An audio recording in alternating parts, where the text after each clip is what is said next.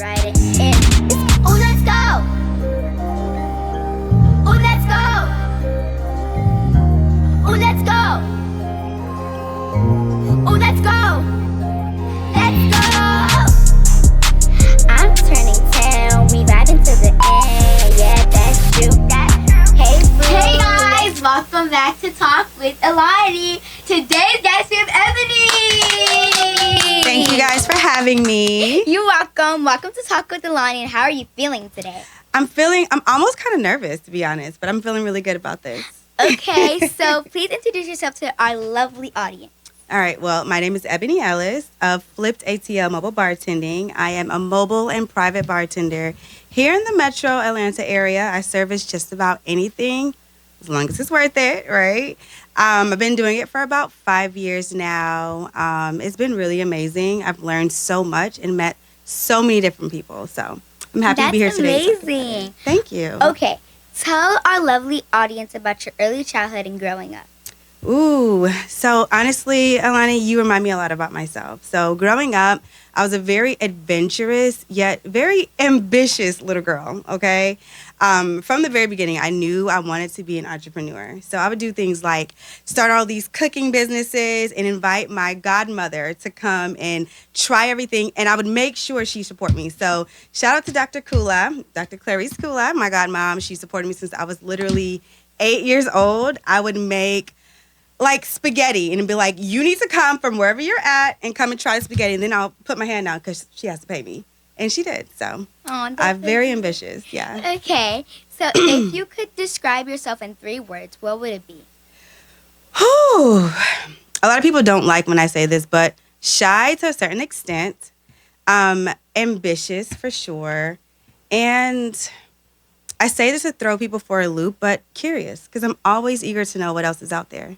Okay, if I had to describe myself, I would say artistic. Okay. I can see that for sure. Yes. Creative and confident. So artistic, creative. Artistic, creative, and confident. Yeah, you exude that for sure. I feel it. Okay, what was your favorite thing to do when you were 10 years old? 10 years old. I was in 5th grade. Yeah. Yeah. Well, Either fourth or fifth, right? Yeah. Well, 10, I lived in an apartment complex in Norcross, and I had a group of really, really close friends, different nationalities. And my favorite thing to do was to be all up in their business. So one of my best friends at the time, she was a Mexican girl, and we did so much together, like to the fact where I was getting taken to the Catholic Church. I was going to her abuela's house, and I just remember that age and everything we did. So going outside, going in her house, playing with her, and learning so much more about different cultures. That's amazing. Thank you. Okay. What was your hardest challenge you had to overcome? Whew. That's a good one. Being honest to myself and knowing exactly what it is that I wanted to portray, right? Because I think we grow up and multifaceted things. I've worked in dentistry. I've worked in bartending, 2 completely different worlds. But having to understand, okay, me, Ebony Ellis, what is it that I want the world to perceive me as? So overcoming that. And I don't even think I've completely done that. I think I'm still in that process. Mm-hmm. So it's a challenge. It definitely is a challenge. Okay. How is it like being a mom and a business owner? What's your connections with Liberia? Oh, my goodness. Well, being a mom is just challenging its own. I'm a mother of 2 and a wife. I often have to remember that I'm a mom first before I'm a business owner. And I want my kids to always remember that mommy's going to be there. So when my kids are having recitals, games, things at their school, I make sure that I am there before I'm signing any contract with a client, right? And my connection with Liberia, I'm Liberian. My mom's Liberian, born in West Africa, Liberia. I am first generation born here, but that don't stop no show, okay? Because I'm going to get down in the kitchen and bust out some cassava leaf. My favorite dish to make is probably okra sauce. I love and okra fufu. Sauce. That's my favorite. So, yeah, we locked in. Yes. Okay. tell us 2 things that you're very good at that people may not know about you. Oh my God, I just talked about this earlier. Dentistry. I am a dental nerd, okay? I love talking about the anatomy of the mouth. I like health overall, but have a conversation with me outside of bartending. It can go so many different ways, but definitely teaching about the teeth. I was also an academy instructor at a dental academy, so I mean, I can literally nerd out about that all day. Okay. I didn't even know that. Yeah, it's interesting. Yes. Okay. Who's your biggest inspiration and why? Man, I don't know if I can tie that down to one person. There are many influential people that I come across, and it's anyone who really exudes the quality of just passion, right? To be passionate about, like, I see you. I had a chance to do some research before I got here, and I've seen all of the work that you've done. Amazing things. Your mom, your parents are a great support system to you. But anyone who I find is passionate about what they do, I'm already lit up about it. So I think, yeah, that's me. Anything, anyone passionate about anything. Thank you for mentioning me. Of course. Okay. What are some things about Liberian culture that you are most proud of? Being a Vi girl. Yes, I think Vi women, we have our stereotypes. We're usually short, curvy. I'm very proud of that. Our food, especially cassava leaf, is our dish. I'm proud. I go everywhere and I'm letting people know, like, I'm Liberian. You know, I go to work and I'm warming up my Liberian cold bowl in the microwave, and you're just going to have to know about it. And half the time, they're interested because I'm sharing my food most of the time. But I'm very proud. I've also done quite a few pageants growing up. I got a chance to represent Liberia a few times in, like, a couple of pageants that we've done in the past. So I would say that I'm proud of something in Liberian culture that I'm proud of is that, like, we know how to, like, come together. Absolutely. But, like, and we know how, like, to plan stuff, but just, like, being on time and, like, getting everybody to be there is pretty hard. It's funny. But I feel like the way we come together and, like, when we sing songs and, like, dance, it's, like, one big happy family. And, like, if you're not even related to the person by blood, you can just, like, oh, yeah. it's just the way you have connections and you grew up together. You would think, like, you guys are related and, like, family. Absolutely. Like, That's a really great part about being a Liberian. Yeah. It's like home sweet home. You know? Yeah. What are some things you were told when you were younger but realized it was a lie when you got older? Oh, my gosh. I definitely have to say sleep and you're going to grow. They lied to me about that one, okay? Yes. Because I'm still 5 foot tall. No, on a more serious note, there's a lot of things my parents would tell me, and especially being of Liberian descent, your mom will tell you all kind of things. Oh, you got to do this or this will happen. And I think as I became an adult, I saw half the things weren't true. So, Yes. Okay. Something that I got told when I was younger, realized it was a lie when I got older. mm-hmm. I would say the boogeyman. Yeah. I feel like I heard a lot about it. And He ain't real. I heard a lot about it from my parents, my grandparents, like my elders. But then I thought it would like go away if I'm not around it with my cousins. But then I didn't know that my cousins even got told it when they were even younger. So like they passed it on to me. Oh my God. So it was like, yeah. But now in the house, I don't really hear about the boogeyman that much. Mm-mm. But I think they just wanted us to like do stuff or like get a like lesson learned. I agree. Yeah. It was like a threat to you. Like, if you don't do this, the boogeyman's going to come get you. Yeah. Right? Okay. Yeah. What inspired you to start a business? Whew, that's a really good question, Ailani. I saw a void in customer service, right? In college, I would work at a bunch of lounges, clubs. I've had my share.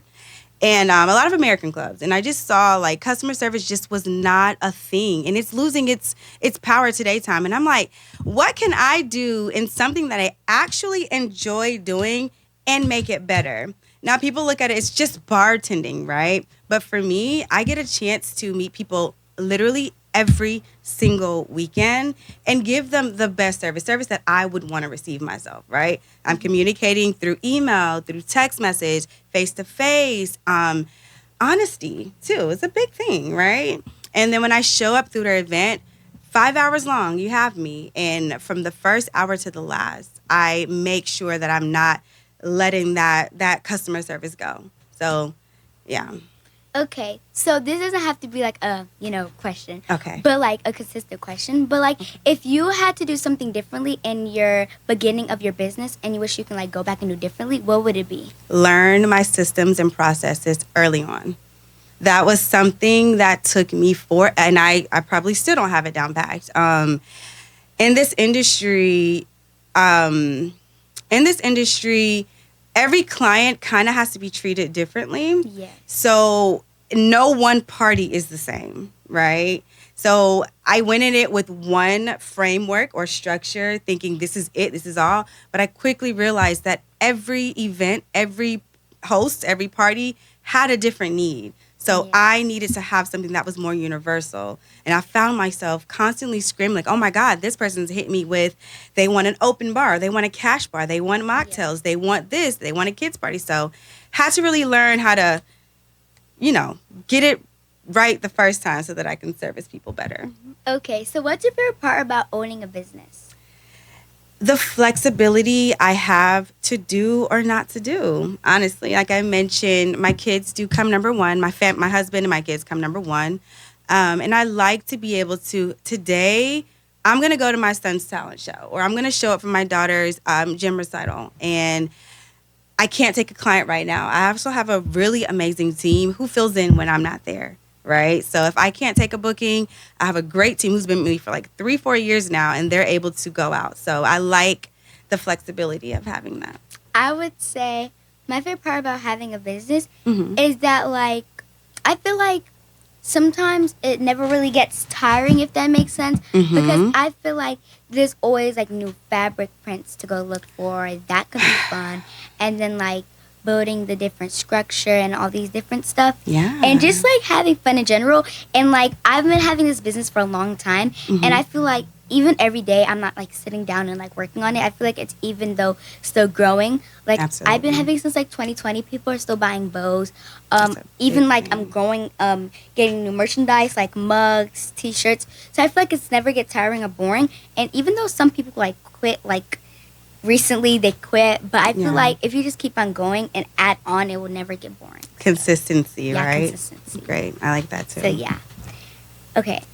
Have you ever wanted to quit, and what kept you going? Of course I wanted to quit. There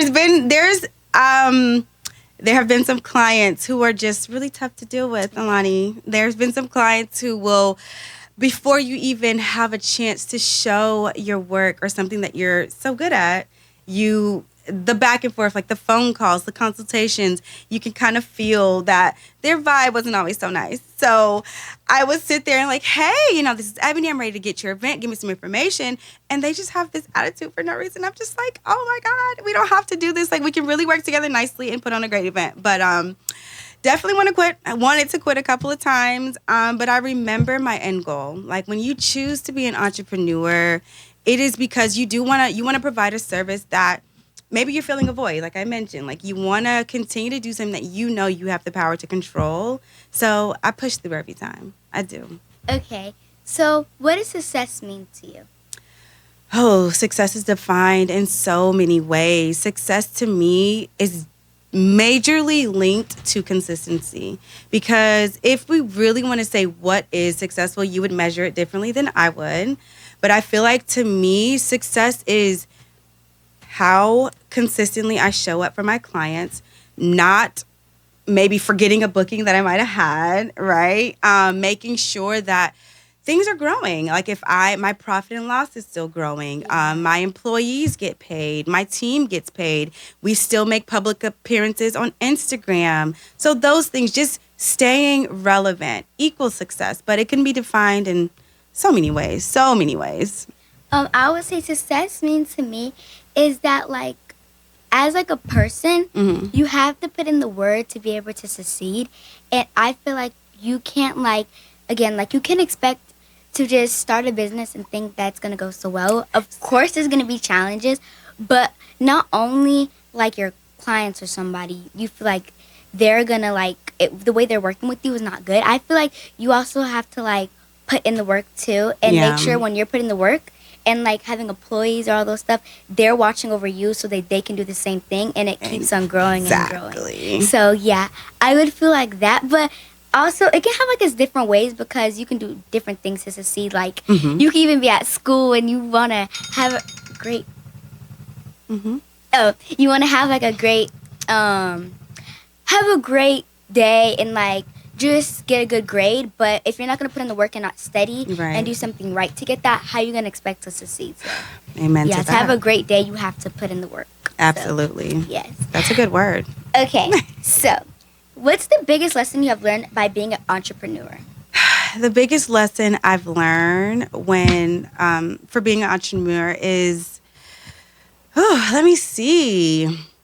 Not everyone is going to conform to your rules. You have to make them understand by what you do that it's worth their time. Oh, I like that. Yeah. Okay. So, what is advice you would give some girls who have big dreams? Oh my gosh. My biggest advice to anybody, big dreams, little dreams. I don't think there's any such thing as little dreams, but be your truest self. People are going to hate you whether you're good. People are going to hate you whether you're bad. People are going to hate you when you're successful. People are going to hate you when you fail, right? Be you, stay true to it, and be honest. And honestly, I'm going to have to bring the Lord into this, but pray. It works. You have to pray, stay prayed up, and just have a pure heart and have an open heart, willing to learn, willing to listen. Yes. Stay true to yourself, honestly. I like that. I would say advice that I will have is number one, yes, pray. Pray. And also make sure you know what you're doing. And I feel like if you have a mistake, I feel like it's always good to like learn from your mistake and not everything's going to go your way. Yeah. And like starting as like a kid, you have like a long way to go. So like sometimes I'm not an adult, so I don't really know, but I believe that sometimes as an adult, like you can make like a lot of mistakes, but of course you know better and you have a more advanced brain than like a kid. Yeah. So it's harder to make more mistakes, I believe. But I would say like as a kid, you're still like learning and growing, and like you always gotta put like school and things first and like have that situation. Because me personally, I do not want to go homeschool because I never been homeschooled. Well, Zooming, yeah, but like that was like during preschool, COVID. so like it was like I didn't really think anything of it because we were just learning like our ABCs and stuff, and I was already advanced at that. Okay, but I would say like make sure you put in school first. And me as being a public schooler, sometimes it's hard to like do stuff like with like if I have a musical coming up and I have rehearsal and I have to miss school, it's pretty hard. But like I have to make sure I have like, even if I'm not at school, I can still be learning at home and catching up, so it won't be hard when I go back to school. So really I would say you have to make sure you know what you're doing and have everything organized. Organization, that's big. It is. Okay, if you had to say no to one thing, what would it be and why? In my business? Just in general. No, I'm not going to jump and show up everywhere I'm wanted to be. I'm learning now. I would be that person. I'm going to make a way. I'm going to be there. I'm going to show up. I'm coming. Knowing I am dog tired, knowing I have other responsibilities to do, knowing I have so many other things that I could be doing. I used to be the person where I'm like, oh, yeah, you want to go? Yep, let's go. Or, oh, I need to go do this. Yes, let's do it. But learning to say no. Yeah, just no in general. Learning, that's it. Okay, I would say if I had to say no to one thing, I would say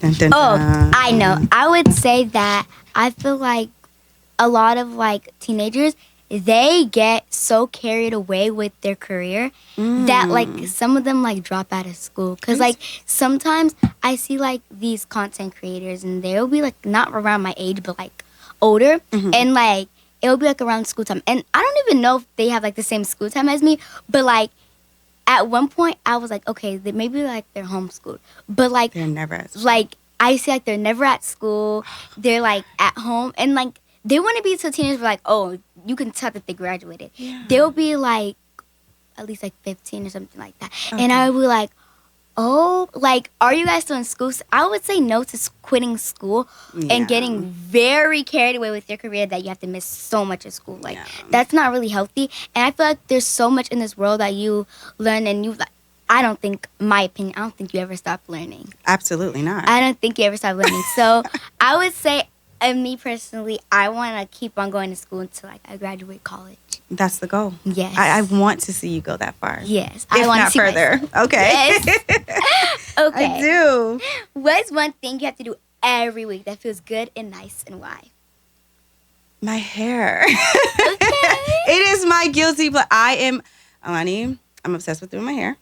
I've even taken apart when I was doing my own hair. I've learned the process. I've learned how to do my own quick weave. I buy all the shampoos and the conditioners and you say I gotta have it on TikTok, I'm getting it, okay? I say yes to my hair every time. If I can't get in somebody's salon chair, please believe I'm doing it myself. Okay. What about you? I like that. I would say something I have to do every week that makes me more satisfied. I would say,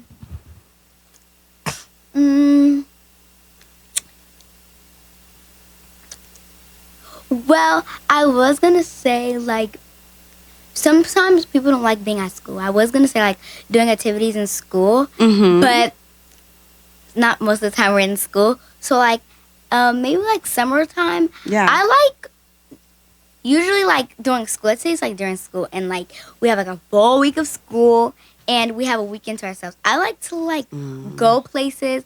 Like, it doesn't gotta be really far. I just don't like staying at home. Like, every summer, I'm either, like, I want to go back to school already. And it's just, like, all of that. But at the same time, it's, like, really hard because I have to, like, be home. Like, I remember my mom went on a trip, and I was so bored. I couldn't stop calling her. Oh, my God. And it was just so boring because the week before, we went to, like, this Lake Oconee place. Yeah. And it was so fun. I got to spend time with my cousins and go swimming, all this fun stuff. It's like a week where, like, I'm just in the house. Yeah. Because my mom's not here.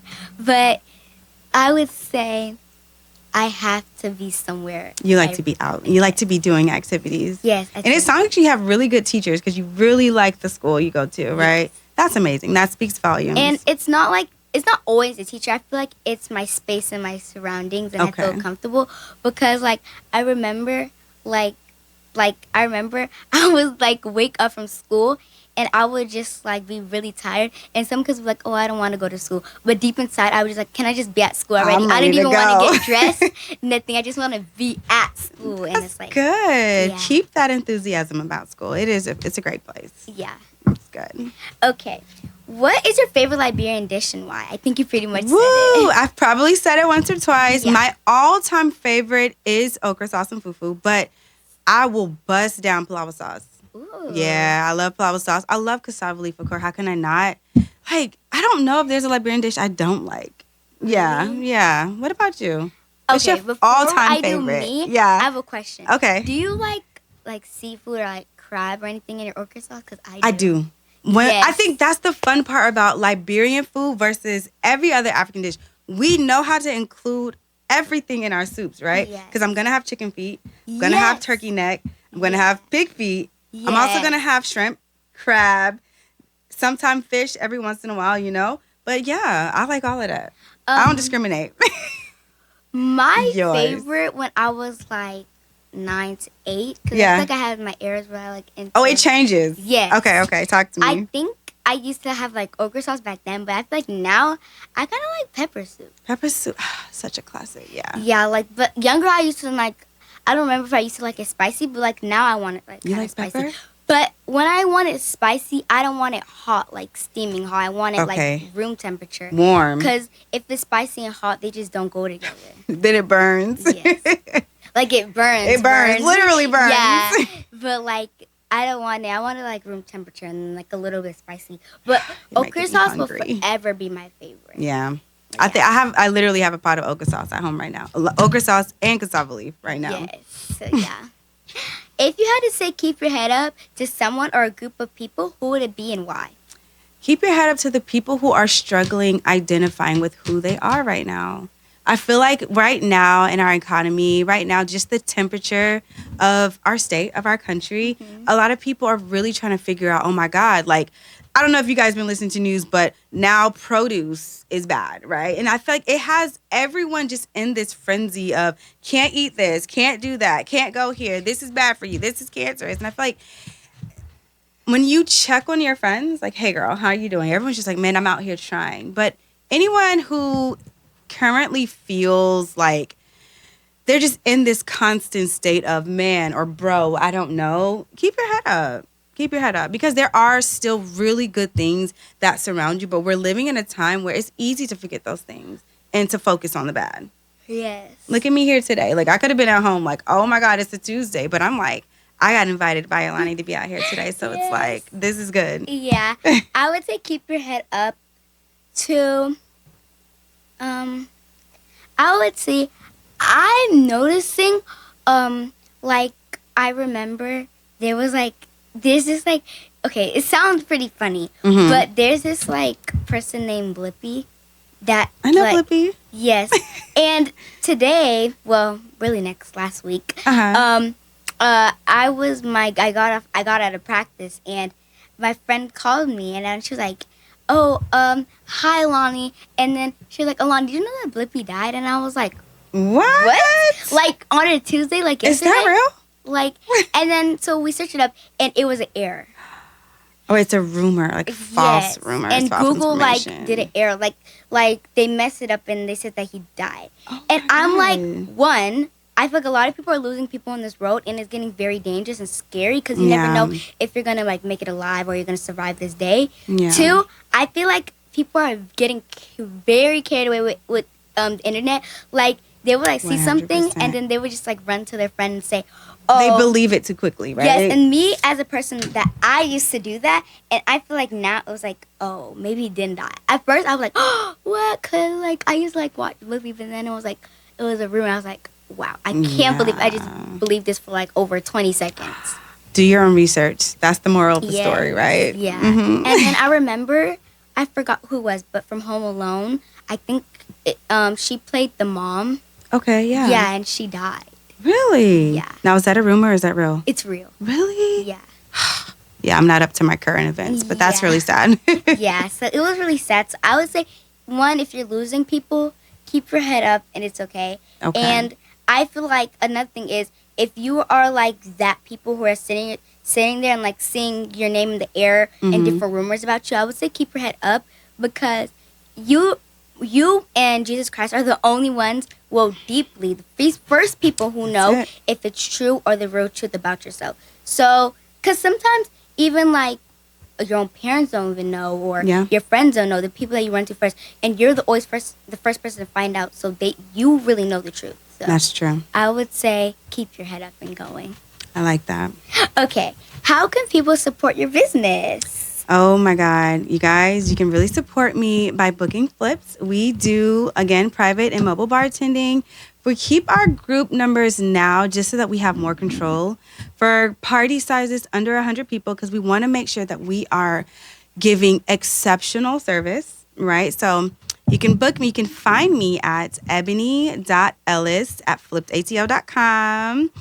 You can email me there. From there, we get you booked, and we are a dry hire bar service. So we come with everything you need, a bar, all of the materials, except for the alcohol. Now, we are working on packages now where we do include all the alcohol and the things you would need for the party. It just takes a conversation. But, yeah, we travel almost everywhere in Georgia. Okay, I love that for you. Thank you. Finally, what message do you have what message do you have? Oh, what message would you like to leave for our kids watching today? For my kids, for the youthful souls. Tap in to what it is you might be passionate about, right? There's a lot of kids. I think you even may have a lot of peers who have personalities like yourself, but maybe they don't have the support system or the courage to jump out and get like what you're doing. So anybody your age, Ailani, all of your friends who are listening, they could take a page out of your book and just go for it. If they feel like they might have an artistic side, whether it's bows or bow ties or shoelaces, whatever it is that kids can, because kids have a lot of creativity that they haven't tapped into, but tap in. The world is yours, okay? So tap in. Okay, I love that. Okay, guys, that's it for Talk with Ailani. Oh, do you have any questions for me? Questions for Ailani. Okay. When did you realize you were ready to start a podcast? Because this is my first time being approached to speak on a podcast by such a beautiful young lady. When did you know you were ready to get behind the mic? Okay, so basically, like usual, my mom always brings up these ideas, and she's like, "Oh, Lottie, I think it'll be nice for you to do a podcast." Okay. And at first, I'm like, "How am I gonna find the guest?" I'm just like overthinking it. But then and then she like reached out to my dad, and my dad was like, "Oh yeah, that would be nice because we have like a studio, like." Absolutely. And yeah, so then I'm still confused because my parents are figuring it out. Then the first person that was on my podcast was like my best friend. Okay. And then I was like, okay, so now I like it. Now I like it. So I recently thought that it was like gonna be people I didn't know, like which was gonna be like even more nerve-wracking, having a deep conversation, not like a deep conversation, but like talking to somebody I barely know. But I feel like the first person being my best friend was a little bit more comfortable since we both did like the same thing. We both do dancing. Okay. We do acting and just like all these different things together. And we met through acting and like dancing and stuff. So it's like that's even more better. So then once I just like started doing people I know, then I was like, okay, I think I'm comfortable to do with like people I heard of or like don't know, but mostly doing it in Liberian community is even more better. So I just got even more comfortable. And then some people, when they come on, they're nervous. And me, who done it a lot of times, it's like I'm not nervous. But I feel like the first time I did it, it was like I was jumping right in and I didn't even have questions. So I like bring up by scratch. That was the point I was supposed to be really nervous.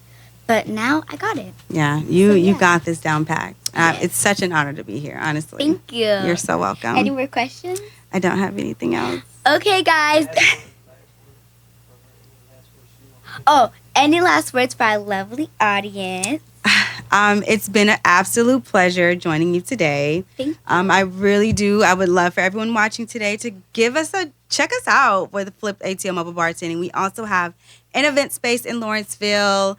We hold up to 100 guests. We're popping. It's an amazing place to host your parties. And I look forward to meeting every single person. Okay, guys. That's it for Talk with Ailani. Bye. Thanks for coming. Woo, thank you.